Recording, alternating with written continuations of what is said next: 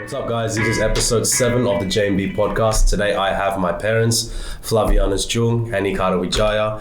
Today they are here to basically tell their story.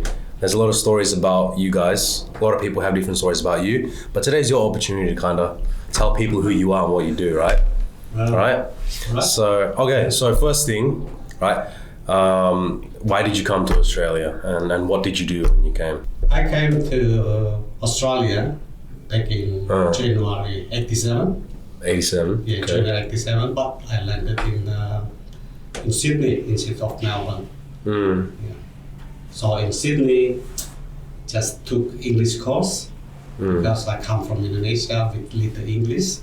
But in Indonesia, I've just finished my bachelor degree in economics. I did study in Yogyakarta. Yeah. Then my brothers say, why don't you come to Australia? This is a chance for you to come and study here. Take a further study. I said, it's not bad, okay, just go on. Then in early 87, January, 25th of January, 87, I landed in Sydney. Took the whole year to took English course, full year. Yeah, Did you already understand English before you came to Australia though? Did you have the basics of it? Yes, I have basic in grammar, but not much on the English comprehensions, listening and speaking. Some simple idea like I didn't know. I didn't understand what is sandwich, what is pizza, all those type of things, the food. It is look back then also ridiculous. Ridiculous. Okay, and then what about you, Ma? Pretty much the same. I landed same time, but except I landed in Melbourne as a student exchange. Okay. And so when you both in Australia, what was the long-term plan? Was it to open business, find a job, or did you already have the idea of going back to Indonesia once your study's done? What was the idea? For me, in the early days, since I was sent by my brothers to come and study here, so I have the intention to finish my degree here, maybe 3-4 years, and then going back and helping in the business. So the plan was not to live here? No. Not to live here. Just come study here and then go back home. When you wanted to live here, because your whole family came here? I just come here because my parents want me to come to Australia. And I was more thinking of following my auntie and uncle to Germany, but it's changed direction. So it's okay. I'm just follow the flow. So then you guys obviously met in Melbourne. A year later. Yes, 1 year later.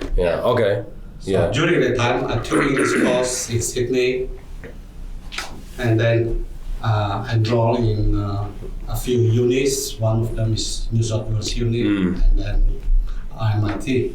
And I was accepted in MIT, so I just moved here. That's on May 1998. On the 8th of March, 1998, I landed in Melbourne.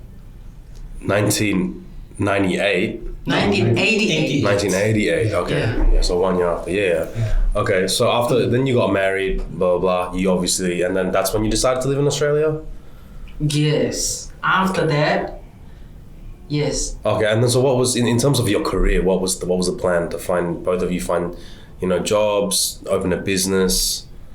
Because, eventually you guys end up doing a lot of sorts of businesses. Was that always the plan for you guys? To be honest, we don't plan. We just, go for it, basically.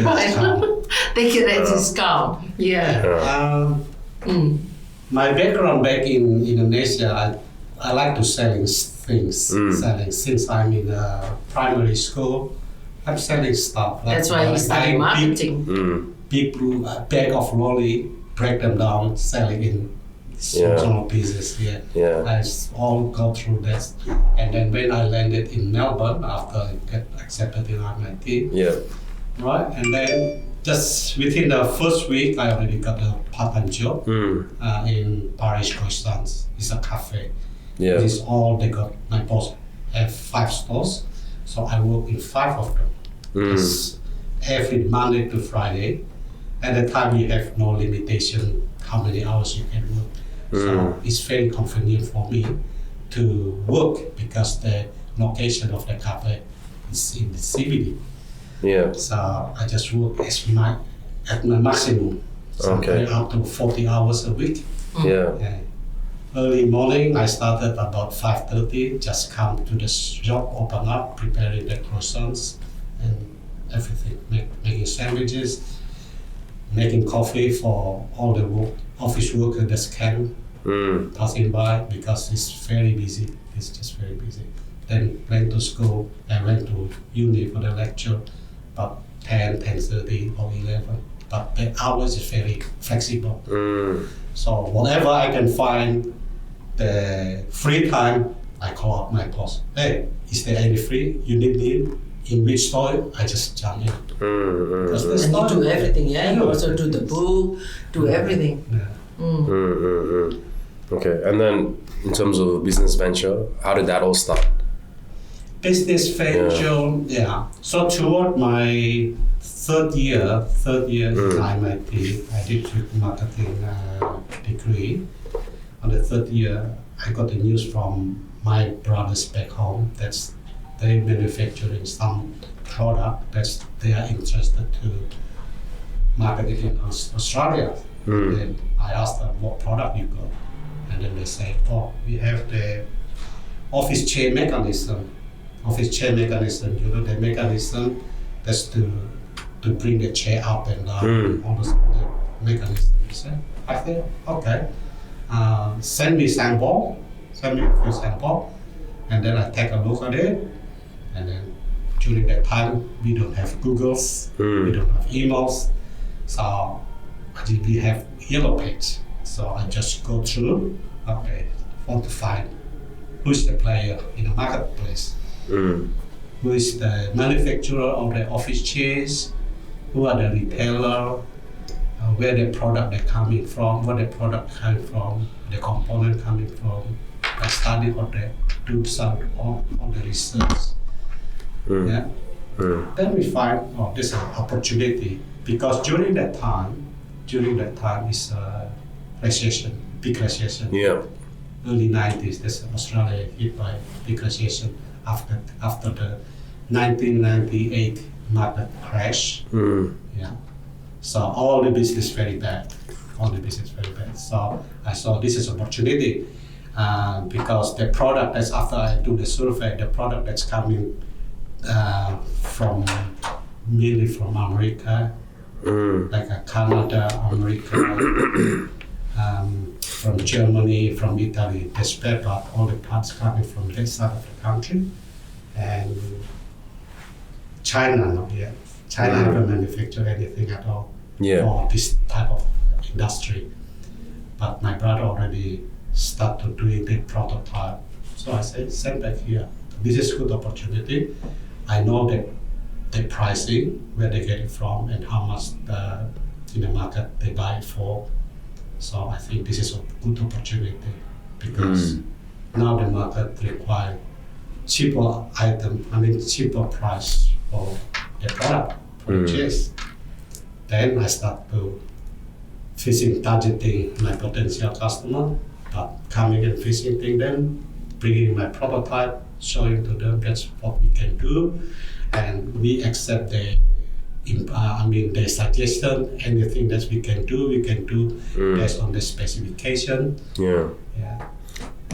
When you did that, when you go out and get and try to sell the product, was language barrier ever an issue for you, or? Yes, during that time, haven't got the full confidence. My English is still not that great, and also the customer. When I introduce myself, the product that I have, and the potential that we can work together, because the market at the moment is very still in a deep recession. Still in a deep recession. Some big player in the marketplace, they see me as a very young man. Haven't got the experience. Just finished the uni. Haven't got a background in the industry, they're sort of like reluctant to give me opportunity to break in. Supply them. Yeah, to supply them. They have the thinking that today you are around, don't know about the next 6 months, you're gonna be around. So that's the main problem at the time.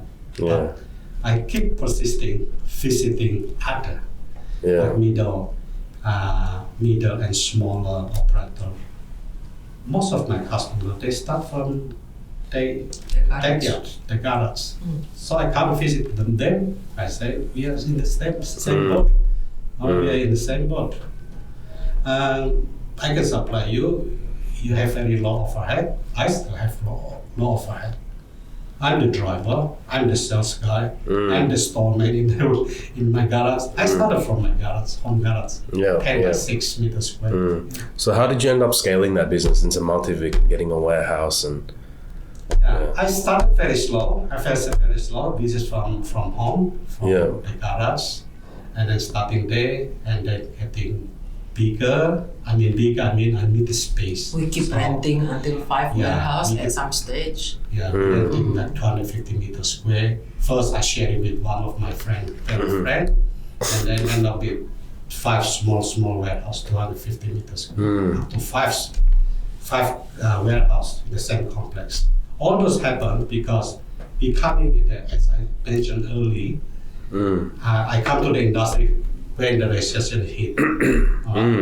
So I have a big break when office work, they want to open this office work, which is just come to office work and you get all your office office needs. works.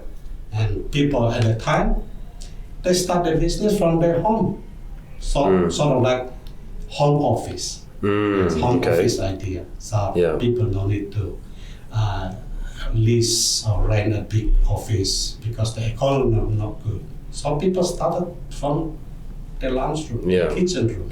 So all the office chairs, they just buy. That's why office work coming back in 1995. The first store opened that in Richmond. So as I mentioned before, early when I start to introduce my product, the big factory, they don't sort of like confident to use my product. And I think so fine. I approach a number of them. They reject my product basically. And one of them happened to supply the office work. But it turned out to be the biggest client. Not long, they're going bust. So, but we were lucky because our exposure, the money that stuck with them is insured because I always played safe. Dental insurance. Dental insurance. We have dental insurance. That's what saved us. So basically, so office work put out the tendering. So who wants to supply office work because they have the vision. They want to have 100, 200. You can imagine, like back then. Back then was it's worth $250,000. 250,000. It's a lot of money back then in 1987, 92. 1992. 1992, I started business. It took me 3 years to know the industry. And my big break come when office work, they want to open the store. All right, start from 95. So I send my customer, one of my biggest customers, I say, you go for the tendering and see with all the components that I have, because my component is from Indonesia, compared to the product that's coming from like USA, Canada, Germany, Italy. We were just lucky. If we don't have insurance back then, it will be wiped off our business completely. Because when we start Multivic, we don't have a lot of capital. We start with our home. We go to the bank and we get a loan from the equity of our home. So we were lucky. We make a wise decision that is a good lesson to always make sure that you secured. Okay, so that office works tendering, you got it. You end up getting that agreement, and how much was that worth? Wow. At one stage, every month I have to supply 5,000 chairs. Every single month, 5,000 chairs. It's like 500,000 turnover just from just out of one customer. So it's really a big break for me. So in 1998, I managed to secure a big land in Holland. So I moved out from this 5 factory, moved out to Holland, 4,000 square meters property. Okay. Yeah. And at that stage, that you started doing some business in hospitality with Nando's, that turned into a separate venture. No, 2 years after we 2000 I think. Yeah. No, 1999. 1999. With Natasha Bond. Yeah. And then on top of that, you're also doing a lot of investing in properties as well. Oh yeah. Right? No, that's after. That's mid 90s. We already started. Sure. Yeah. So already start buying property. Maybe at some stage we buy like 3 at one. So what was the reason I asked? Because I want to know where was the idea behind investing in property? Did you learn that from somewhere? Did you? Oh, I owe it where was the idea? Robert Kiyosaki. Okay, and we are heavily into Robert Kiyosaki. We attend the seminar 3 days for like $7,000, and then when you finish that seminar, you become really cook and got the idea how you should do it. And then back then, because Multivic doing very well, we always have a very good cash flow. So not only that, we have our saving in a coin box. So we used to attend auction, and the house might be worth 100, and we just have to pay a deposit like 10%. Say like 10,000. We just bring our piggy bank like $1 and $2, and the agent. Coin. I still remember, maybe you should ask Jerry, He used to sit there and count the $1 and $2 how we pay our deposit, And then we keep doing that. Every week we buy. So at some stage we own quite a bit. And then later when Multivic already settled, I got nothing to do, because we love to eat Nando's. One night, Ben, at that time he's only 6 or 7 years old, he come up and said, "Oh, why don't we buy Nando's?" I said, "Well, we just buy Nando yesterday." No, not buy the chicken, but I want you to buy the restaurant. And then he handed me the website and the contact from the internet. Here is the contact, try it, Mom. And then, just out of the blue, I just called, and happened to be Frank Vela that answered it. So we ending up seeing him, we ending up buying Nando's Springvale. The territory, basically. Yeah, the territory, And then we start from there. And because Multivic don't so much needing me anymore, so I get involved in Nando's. And then one Nando's doing very well, you just can't stop. You just can't stop. More and more. And I enjoy working with people, so it's something new. It's always something new that we don't even dream or plan about it.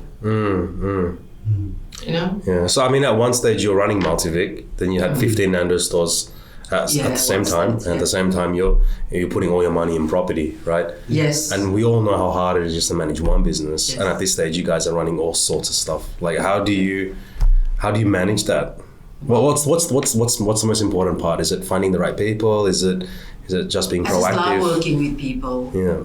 If it wasn't for that, if I don't have that character, I'm enjoying working with people.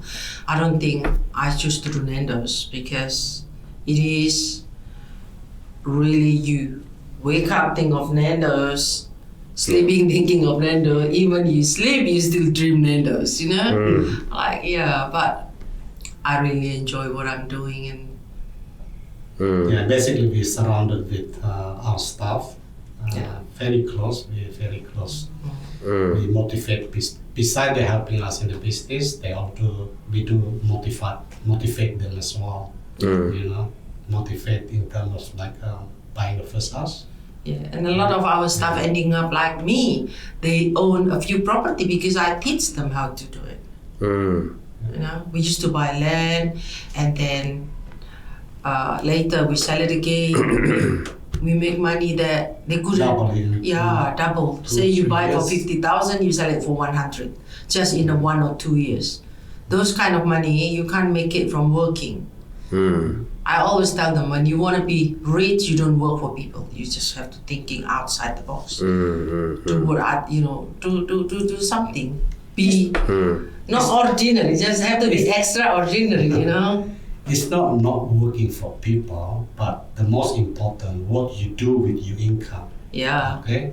When you have a pay rise, all right, you are happy. But what you do with your income, you put aside, you plan it. In our case, the money that we get it, we put in the property. Our money work hard. Property is appreciate in value. Which is my staff. I can see them. They earn quite a bit of income through working with us. Yeah. Then during that time, no limitation of how much hour they have to put in a week. But during the time, some people just work 50, 60 hours a week. And some of my staff just love buying car every year. Yeah, they burn the money. But if you buy property, because with property, you buy 100 today, you just pay say 20%. But in another 10 years, that property will not worth 100, maybe $1 million, and that's already happened. Okay, so when you're running that business, what was the priority for you? Was it to make money so you can go holiday? Was it to keep growing the business or to look after your kids? What was the priority for you guys? Because I look now, you guys you don't travel business class, you don't fly every month, you don't buy branded shit all the time. What's the priority? What was the ambition? For us, we just want to be very, very successful, and we can help people. Because when you are successful, you can help a lot of people. Okay, and as you say, I don't believe in branded. Why I have to be consumed buying branded? I mean handbag or anything. I'm happy with my Minnie Mouse, whatever. Look at the watch I wear. I'm so happy already. Why should you wear Rolex? I don't believe in that. I don't believe flying in a business class. Okay? Because with that money, you can help other people. Yeah. But why I'm doing business and I have the gut to do it? Because I want to be successful. Anything I do have to be proper and success. Right? If you do it right, you do it big. That's me. Okay.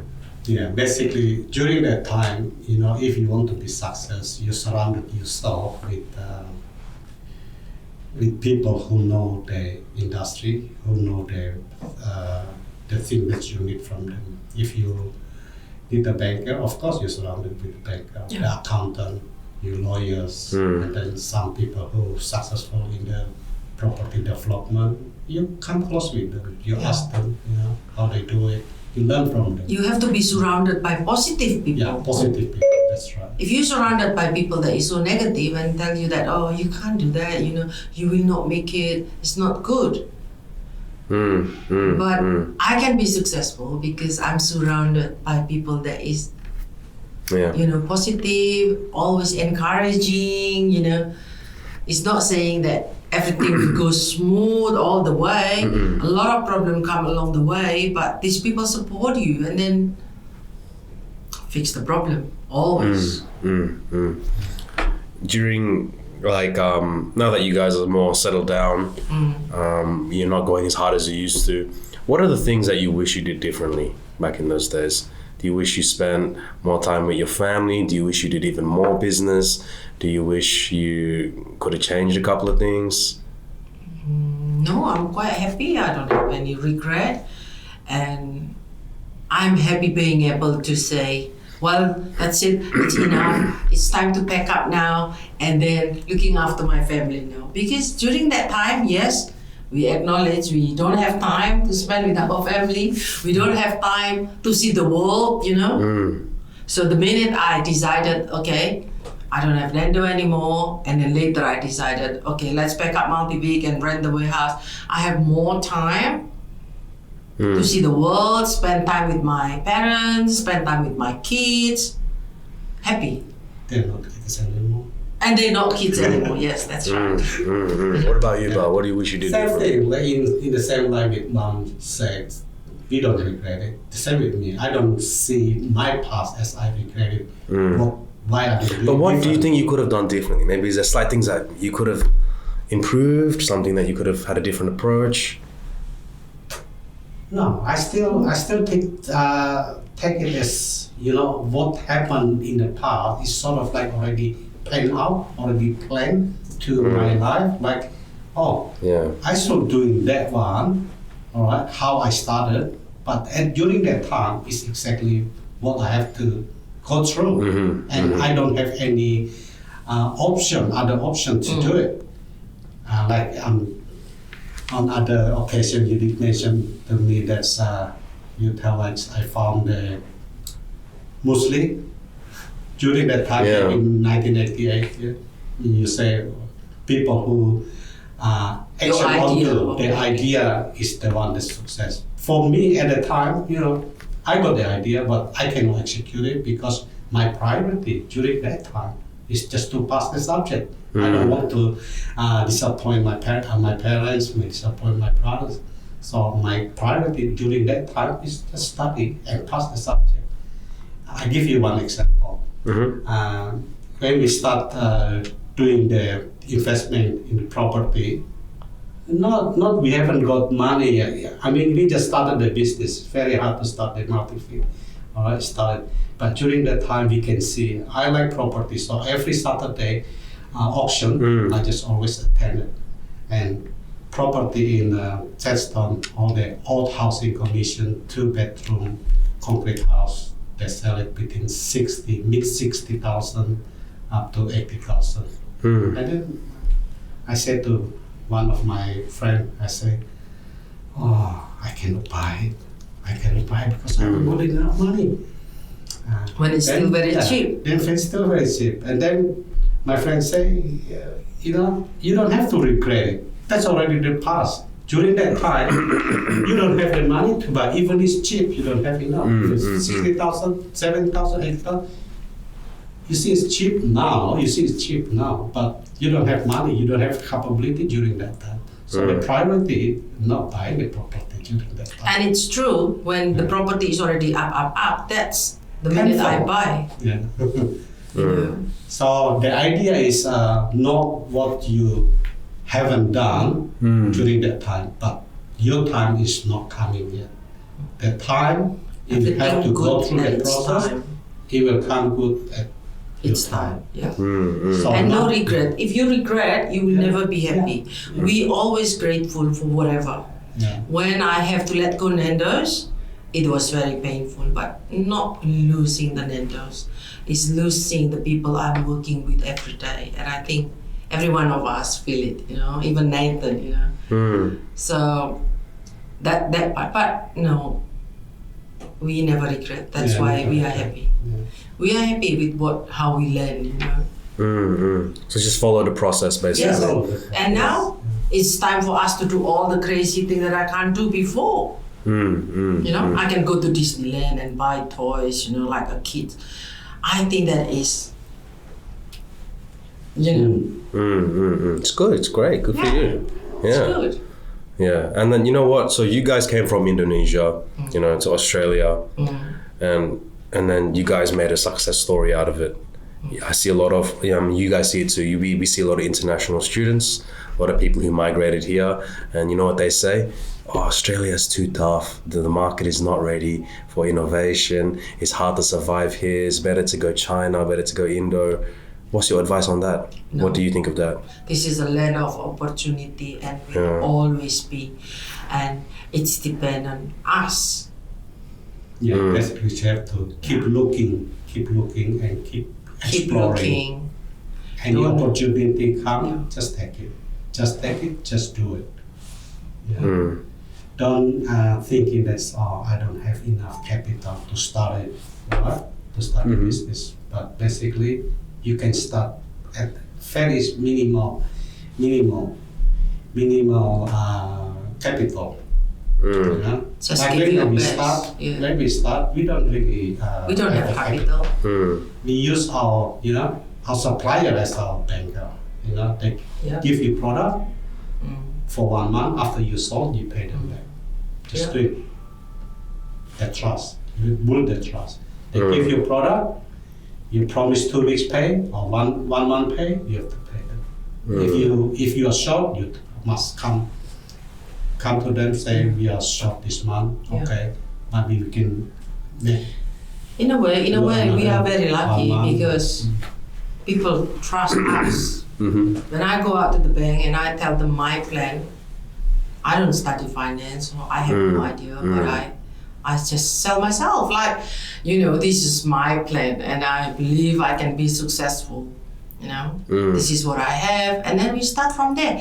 And then because you are so convincing, and then because you feel like you have to be success and no option to fail, you have to make it work.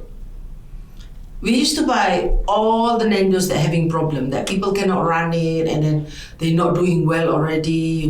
We buy that very cheap, and then we fix it, and we make a success story out of it. Now in Warren, it's become one of the stores, the best one that I own, the smallest one, but the most profitable one. Warrigal Road is the same thing, but we buy it so cheap. We buy it only like 200,000.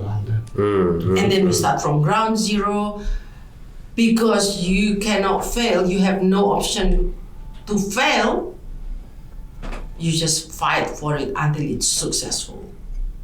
Okay. Whatever it takes, right?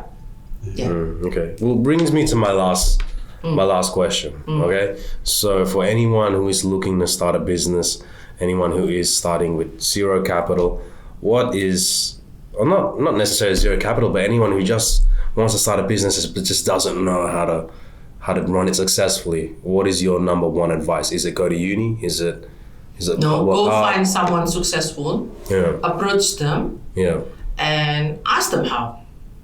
Instead of being sour. Most of the people like me, I'm happy to share my experience, and I love to see young people to be successful. What about you? Yeah, like I mentioned earlier, if you want to be success, you're surrounded or you're approaching people that's successful. Make friends with them, learn from them how they reach the way they are today. You can learn a few things out of them. All right? And then when you haven't got enough capital, as I mentioned earlier, your supply will be your financial. They give you product. Start small, but the most you have to have the integrity. You have to have the trust. He can trust you. I think first you have to get experience by working for people. Like the way I teach you, I said you work for people, so you know, right? Because by working for people, I work a lot for people, and that's where I learn. I learn a lot of things that it's not in the book, it's not in university, but you learn people. But things that I have done before is when the capital is very hard, we cannot borrow from the bank for the money that we require. I use my competitor as my financier, as my banker, which is very hard to. How you do that? Yeah, how does that work? How usually you got your supplier as your financial, financier, right? But I turn my competitors become my financial. Without them knowing exactly what's happening. Wow. Okay. That's if you can't beat them, you join them.